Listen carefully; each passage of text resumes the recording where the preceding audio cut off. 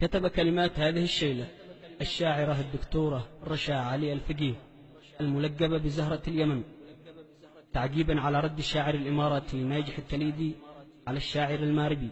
والذي أثارت غضب الكثير من اليمنيين.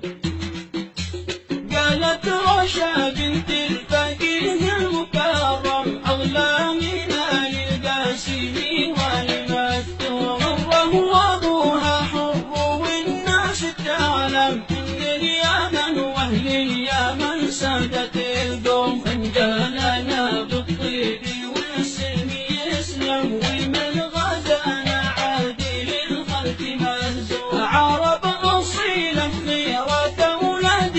آدم، وإحنا سبا وأحفاد حمير وجرهم، يا ابن التليد قدر الشعر وافهم مباني ناسك شلة الكرسي والروم، اطلع يا مكنك عننا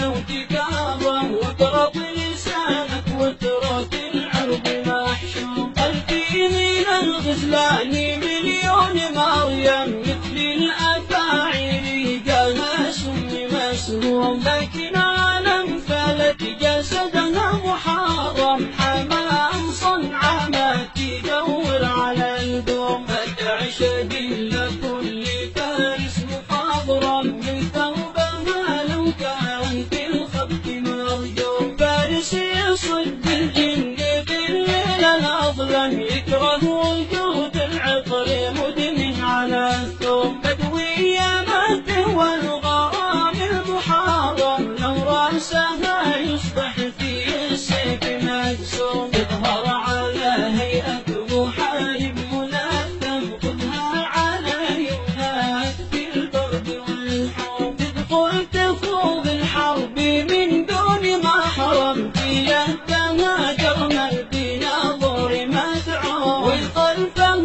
رجال راس معمم مؤمن على ما عاهد الله ملزوم، قل للذي حلل لنفسه وحرم، ترى اليمن واهل من البغي معصوم، لكن بعض الناس ما